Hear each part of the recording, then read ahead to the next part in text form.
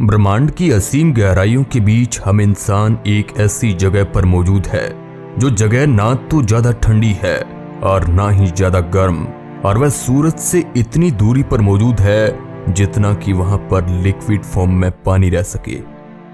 और ये जगह कोई और नहीं बल्कि हमारा नीला ग्रह पृथ्वी है, जो हजारों लाखों जीवों की प्रजातियों का घर है। और इन लाखों प्रजातियों में जो सबसे बुद्धिमान प्रजाति है वह है इंसानों की प्रजाति। इंसानों के अंदर की क्यूरियोसिटी ही इसे सोचने पर मजबूर कर रही है कि आखिर हम इंसान या जीवन पृथ्वी पर आया कैसे। और ये सवाल भी इंसानों को कई सालों से अंदर ही अंदर कौंधता आ रहा है कि क्या इंसान ही इस ब्रह्मांड का सबसे बुद्धिमान प्राणी है या इससे भी एडवांस सभ्यता ब्रह्मांड के किसी कोने में रहती है। इन सवालों का जवाब जानने के लिए हमें ब्रह्मांड की गहराइयों में गोता लगाना पड़ेगा और इस सवाल का जवाब खंगालना पड़ेगा कि क्या इंसान के अलावा भी कोई और है जो हमसे भी ज्यादा बुद्धिमान है। और सच में एलियन अगर पृथ्वी पर आ जाए तो हम क्या करेंगे, हम उनसे कैसे बात करेंगे। हेलो दोस्तों, मैं हूं आपका दोस्त सुरेश सांचोरी और आप रहस्य टेलीविजन यूट्यूब चैनल देख रहे हैं। एलियन यानी दूसरी दुनिया का जीव। दूसरी दुनिया के जीवन को साइंटिस्ट पिछले कई सालों से खोज रहे हैं, मगर आज तक हम ऐसा कोई भी एविडेंस नहीं जुटा पाए हैं जो इस बात की ओर पक्का इशारा करता हो कि हाँ एलियन मौजूद है। और जिन साइंस फिक्शन स्टोरीज में हम जो एलियंस को देखते हैं, क्या असल में एलियन ऐसा ही है या फिर आज तक हमने जितने भी फुटेज और एनिमेशन देखे हैं एलियन उससे कई ज्यादा अलग हो। इन सवालों का सटीक जवाब तलाशना तो आज पॉसिबल नहीं है। साल 2021 के जून के महीने में अमेरिका की सरकार ने यूएफओ से जुड़ी एक रिपोर्ट जारी की। इस रिपोर्ट में कहा गया कि अब तक पृथ्वी पर एलियन के आने के सबूत नहीं मिले हैं, मगर वही उलट इस रिपोर्ट में एलियन के होने की संभावना से इनकार नहीं किया गया था। हमारे सौरमंडल में जितने भी प्लैनेट पर स्टडी की गई है उनमें से कुछ ऑब्जेक्ट पर जीवन की संभावनाएं वैज्ञानिक जताते हैं, लेकिन उन पर भी पक्के तौर पर कुछ नहीं कह सकते। इसके अलावा हमारे नजदीक जो सोलर सिस्टम है उसका नाम अल्फा सेंटोरी है, जो कि हमारी पृथ्वी से 4 लाइट ईयर दूर है। वहां पर वैज्ञानिक जीवन की खोज के लिए आने वाले सालों में मिशन भेज सकते हैं। क्या इस नीले ग्रह पृथ्वी के अलावा कहीं पर जिंदगी मौजूद है? ये सवाल इतना अहम है कि इसका जवाब जानने के लिए दुनिया भर की कई स्पेस एजेंसियां बड़े बड़े मिशन को अंजाम दे चुकी है। मार्च 2009 में नासा ने केपलर अंतरिक्ष यान लॉन्च किया। इसमें एक टेलीस्कोप वाली ऑब्जर्वेटरी थी और इसका मकसद ही था पृथ्वी से बाहर जीवन की तलाश करना। इससे वैज्ञानिकों ने पृथ्वी से दूर अंतरिक्ष में ऐसी जगह पर रखा जहां से यह अंतरिक्ष में दूर गहराई तक नजर रख सके। केपलर कई सालों तक तारों पर दूर से नजर रखता रहा और यह देखता था कि किसी तारे से आ रही रोशनी बदलती है या नहीं। अगर रोशनी में बदलाव आया है तो मतलब यह है कि हमारे और उस तारे के बीच से कुछ गुजर रहा है और यह शायद कोई ग्रह हो। अगर किसी तारे के टिमटिमाने में पैटर्न है तो पता चलता है कि कोई चीज उसका चक्कर लगा रही है। केपलर ने अपने 9 साल के वक्त में सौरमंडल से बाहर 2600 ग्रह ढूंढ निकाले, मगर फिर भी सवाल यही है कि आखिर इनमें से कितनों पर जीवन हो सकता है। इनके बारे में वैज्ञानिक ऊपरी तौर पर अनुमान लगाते हैं, क्योंकि हमें यह नहीं पता है कि किन हालातों में जीवन पनपता है। हमने केवल पृथ्वी के जीवन को ही देखा है। हम ये मान सकते हैं कि पृथ्वी के बाहर का कोई ग्रह कोई खास क्लाइमेट जोन में हो तो वहां पर जीवन की संभावना से इनकार नहीं कर सकते। इस हिसाब से कहा जा सकता है कि हमारी आकाश गंगा में ऐसे 30 करोड़ ग्रह हो सकते हैं। लेकिन हम इंसानों का ये सोचना सबसे बड़ी गलती हो सकती है कि जीवन केवल पृथ्वी जैसे वातावरण में हो सकता है, क्योंकि जीवन किसी भी परिस्थिति में पनप सकता है।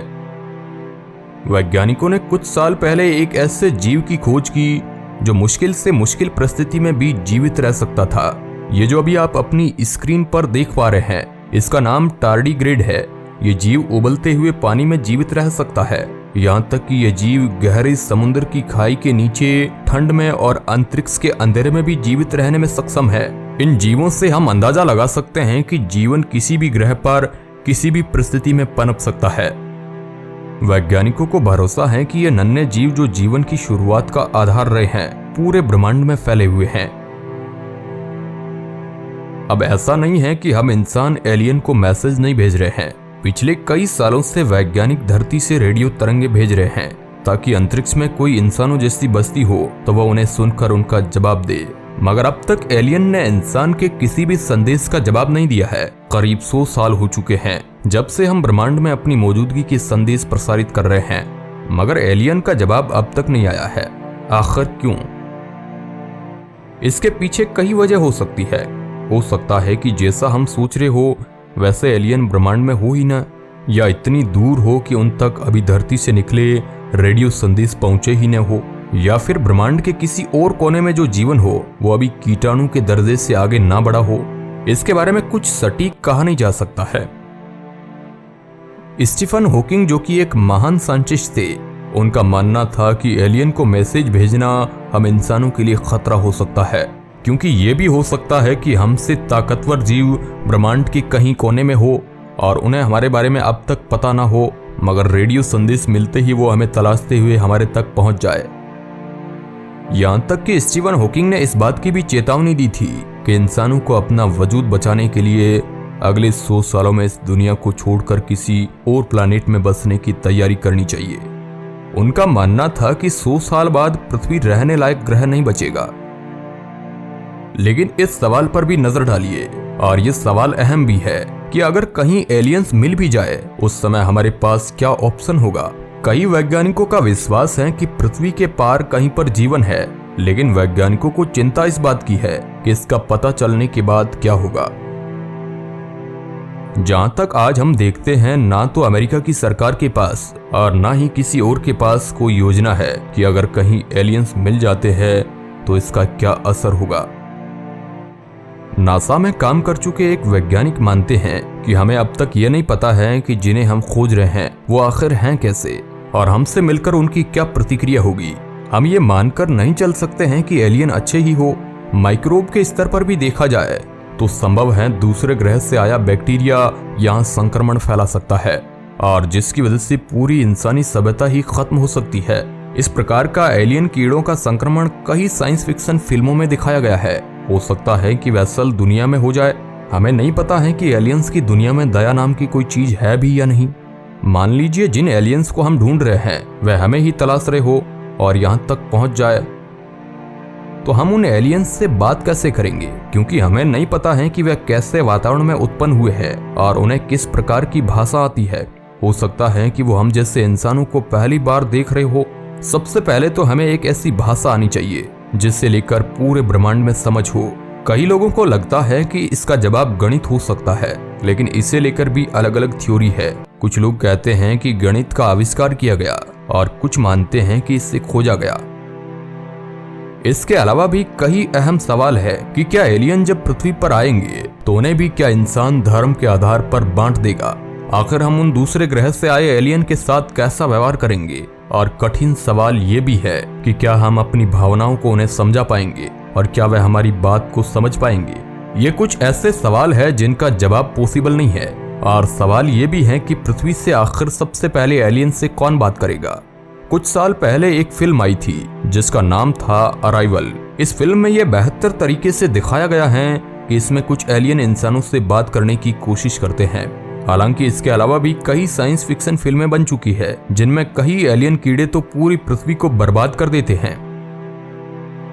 फिर क्या हम एलियन को ढूंढ पाएंगे? इस सवाल का जवाब वैज्ञानिक कहते हैं कि न तो इससे इनकार किया जा सकता है और न ही पक्के तौर पर कहा जा सकता है कि हाँ इंसान एलियन को ढूंढ निकालेगा। मगर ये बात जरूर है कि तलाश हमेशा जारी रहेगी और एलियन मिले या ना मिले, एक सवाल ये भी है कि हमें दूसरे ग्रह पर जरूर जाना होगा। जिस प्रकार स्टीफन हॉकिंग ने कहा था कि पृथ्वी काफी सालों बाद रहने लायक नहीं बचेगी, इसलिए हमें दूसरा घर तलाशना होगा। लेकिन अभी हाल फिलहाल देखा जाए तो अभी तक हमें कोई पुख्ता एलियन के सबूत नहीं मिले हैं। शायद मंगल ग्रह पर बसने के बाद हमें कुछ एविडेंस मिल जाए। अब इस मुद्दे पर आप क्या सोचते हैं? अगर आप इसका सेकंड पार्ट भी देखना चाहते हैं तो कमेंट में रहस्य टेलीविजन पार्ट 2 जरूर लिखना। धन्यवाद।